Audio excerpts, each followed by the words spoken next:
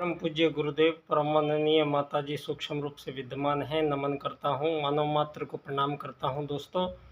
और आदि शक्ति माँ गायत्री जो प्राणों की देवी है, प्राण के रूप से उपस्थित समस्त प्रकार के जीव जंतु वृक्ष वनस्पतियों में जो प्राण रूप से आने वाली सत्ता है, वो आदि शक्ति माँ गायत्री का प्राण है, जिससे सारे धरती पर प्राणी कहलाते हैं। प्राणी कहलाने का गौरव तभी प्राप्त होता है मानव को जब वो प्राणों को धारण करता है। दोस्तों, यहाँ एक बात बहुत तथ्यपूर्वक समझ लेनी आवश्यक है कि धरती पर जो हमारे मानव आगमन के प्रारंभ काल से भी पहले उस क्रिएटर के बिना क्रिएशन शब्द लिखा नहीं जा सकता है। और अगर आप धरती पर क्रिएशन लिखना चाहते हो तो उससे पहले आपको क्रिएटर तो लिखना ही पड़ेगा। तो क्रिएटर शब्द से ही क्रिएशन शब्द की उत्पत्ति होती है, ये आप लोग सब जानते हैं। तो इतनी सी बात के लिए यहाँ हजारों सालों से मानवों के बीच युद्ध, शोषण, वध, हत्याओं का एक लंबा सिलसिला हजारों साल से धरती पर चल रहा है। और आज भी इस समय भी दुनिया में बहुत विनाशक युद्ध प्रारंभ हो चुके हैं, चल रहे हैं। और एक ऐसा अंतिम परमाणु विश्व युद्ध की ओर दुनिया तैनात हो चुकी है, जहां से सारी मानव जाति के साथ साथ संपूर्ण जीव प्रजातियों का भी समापन धरती से निश्चित है। दोस्तों, चारों तरफ की परिस्थितियां जो आज की बता रही है, वो एक है सबसे मुख्य, उनमें से आता है विकसित और अविकसित देश। ये विकसित कौन से देश हैं और विकासशील और अविकसित, ये जो श्रेणियां मानवों के बीच धरती पर बनाकर प्रारंभ किया है दोस्तों, इन्हीं श्रेणियों को बनाकर ही ये लोकतंत्र जो आपको आज बताया जा रहा है, ये लोकतंत्र को सबसे पहले स्थापित करने के लिए मानवों के बीच जो अनादिकाल से चले आ रहे राजनीतिक सूत्र थे, जो वैदिक सूत्र थे, उन्हीं के अनुसार ही मानव जीवन को यहाँ आया था। और उसी के अनुरूप मानव जीवन के लक्ष्य यहाँ निर्धारित प्रारंभ काल के ही समय हो चुके थे। और उसके पश्चात जब प्रारंभ काल के मानव धरती पर आए हैं, इसी में सारा विभेद पैदा हुआ है धरती पर। और धरती पर ये जितने भी आज अलग अलग धर्म दिखाई दे रहे हैं, जो एक दूसरे के कट्टर दुश्मन हैं और इनके बीच की लड़ाई हजारों वर्षों से जारी है दोस्तों। ये इस्लामवाद है, ईसाईवाद है, ये बुद्ध है, यहूदी है, जैन है, ये पारसी है, ये हिंदू है, ये इतने सारे जो नाम आए हैं धरती पर दोस्तों, ये इतने सारे नाम यहाँ पर प्रारंभ काल में जब मानव आए थे, तो प्रारंभ काल में यहाँ आज हमें जो बताया गया है वो डार्विन और चार्ल्सवाद के अनुसार सारी दुनिया को बताया गया है कि मानव का आगमन धरती पर हुआ है, तो वो एक केमिकल प्रोसेस का हिस्सा है। और दोस्तों, यहाँ मछली से, बंदर से होते हुए इंसान बना है। इस तरह की अवधारणाओं को मानवीय जीवन को समझाया गया है और उन्हीं अवधारणाओं को मुख्य रूप से मानते हुए मानवों को भी एक प्रकार का जानवर समझा गया है। और जैसे प्रत्येक जानवरों का निर्धारण मानव करता है कि प्रत्येक जानवरों को रोटी, कपड़ा और ये मकान, जो आवश्यकताएं हैं शरीर की, ये प्रकृति में ये सभी जीवों की समस्याएं हैं, वो उन सभी जीवों की समस्याओं का सॉल्यूशन उनको पहले ही परमात्मा ने दो वैदिक सूत्रों के माध्यम से प्रारंभ काल में वेद आया है, वेद ज्ञान, और उसके पश्चात ही ये मानव प्रजाति आई है। और ये अब तय साबित हो गया है कि 7000 वर्ष पहले इसी भारत भूमि में भगवान श्री राम का आगमन हुआ था और श्री राम भगवान द्वारा बनाया गया श्री राम सेतु पुल आज भी पानी के नीचे तैर रहा है और लगभग सारा ठीक है। और उसकी जांच करने के बाद नासा ने ये घोषणा की है कि ये 5 और 7000 वर्ष के बीच मानव निर्मित पुल है। तो अब जो थ्योरी ये डार्विन और चार्ल्सवाद की थ्योरी के अनुसार जो दुनिया को मानवों के विषय में बताया गया, और उसी के अनुसार ही यहाँ पर धरती पर इस प्रकार की राजनीति का प्रयोग किया गया, जो यहाँ अनादिकाल से चली आ रही हमारी वैदिक परंपराएं, नियम, प्रणालियाँ, कायदे, कानून, मानव जीवन से संबंधित श्रेष्ठतम यहाँ पर परिवार निर्माण के माध्यम से जो संसार को एक संदेश पीढ़ी दर पीढ़ी और हजारों लाखों करोड़ों वर्षों से यहाँ पर देते चले आए हैं। आज दोस्तों पुनः इस धरती पर एक ऐसा समय आ गया है, या तो वो संपूर्ण विनाश की ओर जा रहा है, और या फिर यहाँ पर जो भगवान का आगमन होता रहा है धरती पर, उसी कड़ी के रूप में, प्रज्ञा अवतार के रूप में, दशम अवतार के रूप में, कल्कि अवतार के रूप में यहाँ हमारे बीच वो परमात्मा पधारे हैं, और उन्हीं की अगुवाई में युग निर्माण योजना पूरी की पूरी इम्प्लीमेंट दुनिया पे होनी है। और युग परिवर्तन से कम कोई बात नहीं है, और युग परिवर्तन में ये छोटी मोटी बात नहीं बदली जाएंगी, ये बड़ी बातें बदली जाएंगी। जो बहुत लंबे समय से मानवों ने गलतियां की है, उन गलतियों को यहाँ पर संपूर्ण निराकरण करने का ये बहुत लंबा पराक्रम है, और इसको केवल परमात्मा ही संपन्न करते हैं। तो उसी परमात्मा की अगुवाई में दो वैदिक सूत्र, आत्मत सर्वभूतेषु और वसुधैव कुटुम्बकम, दो वैदिक सूत्रों के अनुसार ही धरती पर आप देखेंगे कि 84 लाख प्रकार के जीव जंतु, वृक्ष, वनस्पतियाँ के जीवन भी मानवों के साथ चलते हैं, आते हैं, रहते हैं, चलते हैं। और यहाँ पर किसी भी मानव सर्वश्रेष्ठ राजकुमार कहलाया है, क्योंकि मानव का कर्तव्य यहाँ विशेष बनाया गया है। और ये जो 84 लाख प्रकार के भिन्न भिन्न जीव जंतु, वृक्ष, वनस्पतियों तक के मानव की संवेदनशीलताओं का आदान प्रदान का क्रम चलता है, ये तो अभी हमारे प्रोफेसर जगदीश चंद्र बसु जी ने सारी दुनिया के समक्ष कई बार वैज्ञानिक प्रयोगों में सिद्ध किया है कि पेड़ पौधे भी मानव जीवन के साथ बात करते हैं, हंसते हैं, बोलते हैं। और यहाँ तो सारे जो प्राणी हैं दोस्तों, आत्मत सर्वभूतेषु के अनुसार जितने भी जीव जंतु, वृक्ष, वनस्पति के साथ साथ ये मानव भी है, इन सब में जो आने वाली सत्ता विराजमान है वो एक आत्मा है।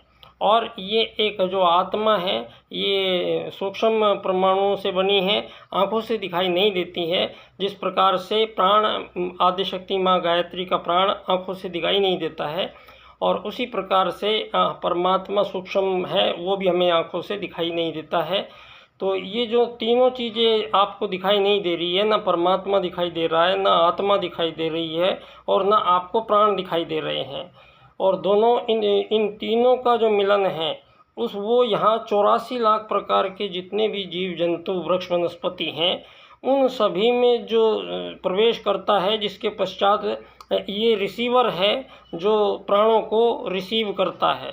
इस ब्रह्मांड में केवल ये जो हर जगह आदिशक्ति माँ गायत्री का प्राण पूरे ब्रह्मांड में व्याप्त है। आदिशक्ति माँ गायत्री, परमात्मा पूरे ब्रह्मांड में हमेशा संव्याप्त है, और आत्मा भी हमेशा संव्याप्त है।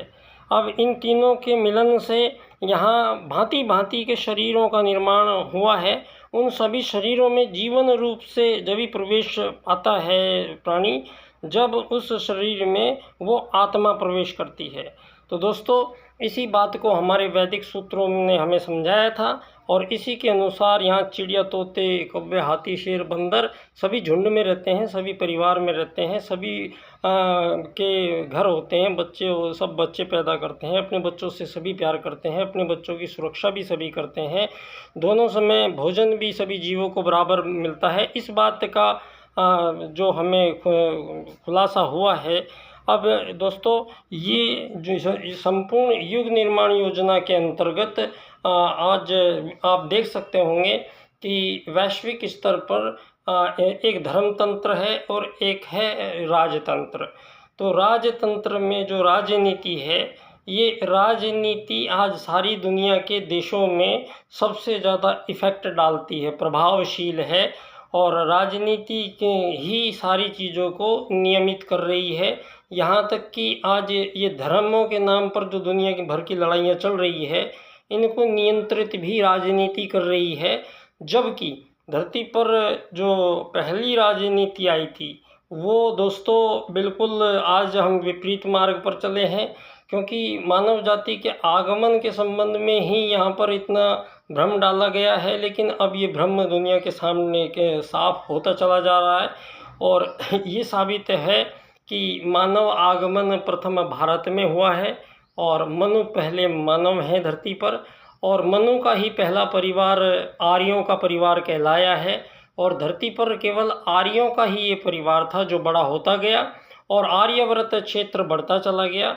और आर्यव्रत क्षेत्र में सतयुग के माध्यम से मानव आए थे, जब मानव की आयु हजारों लाखों वर्ष मानव अपनी आयु लेके आए थे। और दोस्तों, इच्छा मृत्यु प्राप्त करने तक की जो विद्या है वो इस मानव जीवन से संबंधित है। और आत्मा, परमात्मा और आदिशक्ति माँ गायत्री, तीनों के समन्वय का नाम ही मानव है। इससे आप देख सकते होंगे। तो आज प्रश्न यही उठ रहा है सारी दुनिया में, जो AI है उसने भी मेरे से यही प्रश्न किया है कि आप आत्मा की एग्जिस्टेंस राजनीति में कैसे इम्प्लीमेंट होगा। तो ये उन्होंने कई प्रश्न किए हैं, जिसका जवाब मैं जल्दी ही लिख रहा हूँ, प्रकाशित मैं करूँगा और आपके सभी प्रश्नों का उत्तर मैं उसमें लिख कर दूंगा। इसके लिए मुझे थोड़ा समय चाहिए। और आप सब लोगों को दोस्तों, पंडित दीनदयाल उपाध्याय जी, जो भारतीय जनसंघ के संस्थापक थे उत्तर प्रदेश में, एक महीने बाद फिर उसको अखिल भारतीय स्तर की पार्टी बनाया गया था। और ये इसका जन्म जो हुआ है वो दीनदयाल जी के माध्यम से हुआ है। और दीनदयाल जी का दोस्तों आत्मत सर्वभूतेषु का जो हमारा वैदिक सूत्र है, इस सूत्र को राजनीति में स्थापित करना था परम पूज्य गुरुदेव को। ये कार्य परम पूज्य गुरुदेव ने पंडित दीनदयाल उपाध्याय जी को दिया था, जो उन्होंने बम्बई अधिवेशन में अपने 4 राजनीतिक सूत्र प्रस्तुत किए हैं, जिनमें मुख्य एकात्म मानववाद का राजनीतिक सिद्धांत है। दूसरा, सबसे क्रांतिकारी और सबसे मुख्य जो सूत्र दुनिया को प्रस्तुत हुआ है वो है अर्थायाम का सूत्र।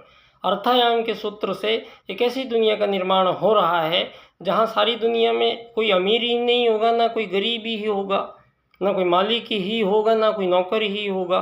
तो इन सब बनने बनाने की आवश्यकताएं अब जो भविष्य के मानव हैं उनको अब ये ज़रूरत नहीं पड़ेगी। यहाँ तक कि ये जो ब्राह्मण, क्षत्रिय, शूद्र और वैश्य के चक्कर में जो लड़ाइयाँ धरती पर होती चली आई हैं, इन चारों वर्णों को समाप्त आर्टिफिशियल इंटेलिजेंसी के माध्यम से रोबोट और कंप्यूटर 2 साल के अंदर रिप्लेस कर देंगे।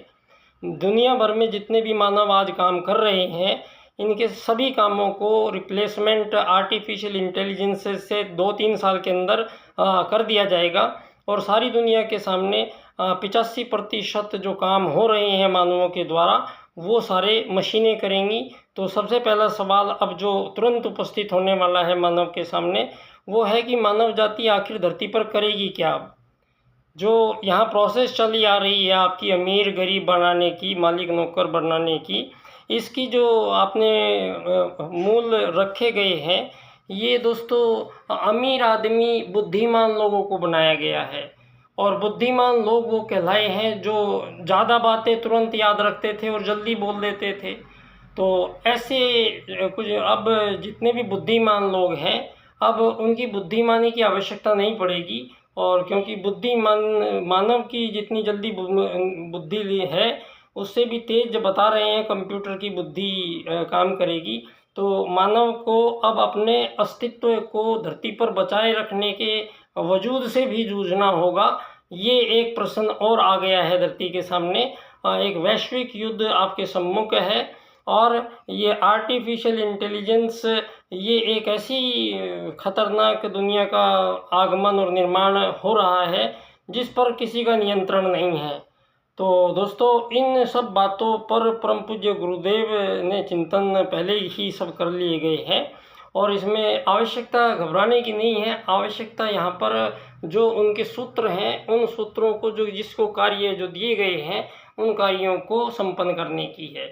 तो पंडित दीनदयाल उपाध्याय जी के 4 राजनीतिक सूत्रों के अध्ययन के लिए परम पूज्य गुरुदेव के सूक्ष्म निर्देशन में मैं उनकी जन्म स्थली पर पिछले 25 साल से इनके चारों सूत्रों पर मैंने रिसर्च की है और इनके चारों सूत्रों की एक ही क्रम से व्याख्या जब मैंने की तो ये तो सारा को सॉल्यूशन मिल गया है। तो इस बात को यहाँ ये राजनीतिक वाले लोग सुनने के लिए तैयार नहीं होते हैं, क्योंकि अर्थायाम की बात आती है और अर्थायाम की बात दीनदयाल जी की चारों सूत्रों में कोई किसी इनके चारों सूत्रों की बात कोई दुनिया में करना नहीं चाहता है। और ये सारी भाजपा भी आज है, आरएसएस भी है, लेकिन इनके उन राजनीतिक सूत्र पर कोई चर्चा। एक डॉक्टर महेश शर्मा जी हैं आदरणीय हमारे, उन्होंने ही दीनदयाल जी को जिंदा रखा है, उनकी वजह से ही आज दीनदयाल जी को आप जानते हैं। लेकिन दीनदयाल जी आखिर ऐसे क्या थे, और इसके अलावा भी ये आपको दोस्तों मुझसे ही सुनना होगा। ये पंडित दीनदयाल उपाध्याय जी और परम पूज्य गुरुदेव के बीच का जो संबंध है वो क्या संबंध था और किस प्रकार युग परिवर्तन की भूमिका में पंडित दीनदयाल उपाध्याय जी का एकात्म मानववाद की भूमिका आज आ रही है, ये सारी धार्मिक लोगों को भी समझना पड़ेगा और सभी राजनीतिक व्यक्तियों को भी समझना पड़ेगा। तो मेरा कोई धर्म या राजनीतिक एंगल से मैं आप सब लोगों से बात नहीं कर रहा हूँ। मैं इसका दीनदयाल उपाध्याय जी की राजनीतिक सूत्रों की व्याख्या इस क्रम से आर्थिक लोकतंत्र द्वारा अर्थायाम आधारित एकात्म मानववाद की स्थापना से अंत्योदय की प्राप्ति हम करेंगे। तो इसी बात को हम मेरा सूत्र है एकात्म मानववाद से समग्र व संपूर्ण वैश्वीकरणवाद, टोटल एंड कंप्लीट ग्लोबलाइजेशन हम कैसे करेंगे, कैसे ये दुनिया बन रही है, ये युग परिवर्तन के दायरे में इन बातों की भी परिचर्चा अभी आवश्यक है, होनी है और करेंगे। धन्यवाद। मैं पंडित दीनदयाल उपाध्याय जी की जन्मस्थली धानक्या स्टेशन जयपुर राजस्थान से आप सभी लोगों को नमन करता हूँ। परम पूज्य गुरुदेव हमारी हमेशा ही हमारे सर पे उनका हाथ है और उन्हीं की कृपा से आज एक ऐसा दिन आया है कि आदिशक्ति माँ गायत्री का आगमन दीनदयाल जी के पास से ही थोड़ी दूर कालवाड़ में हो रहा है।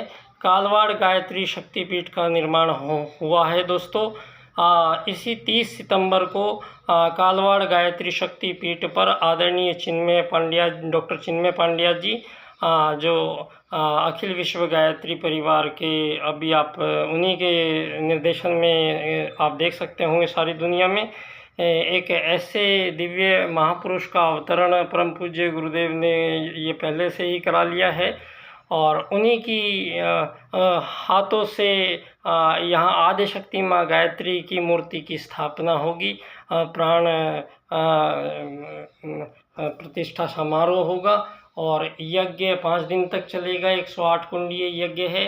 आप सभी लोगों से मेरा विनम्र निवेदन है कि ऐसे जहाँ चारों तरफ ऐसे घटनाएं घट रही हैं, चारों तरफ ऐसे बादल मंडराए हैं, लेकिन हम परम पूज्य गुरुदेव से जुड़ के आज हम लोगों के पास इतना साहस, धैर्य और शक्ति है कि इन सब चीज़ों को हमें ही करना पड़ेगा। युग परिवर्तन हमें ही करना पड़ेगा। युग परिवर्तन में जो भी चीज़ें होंगी हमें वो करनी पड़ेंगी। इसमें हम अपना दायरा नहीं बता सकते। बहुत बहुत धन्यवाद बच्चा डॉक्टर।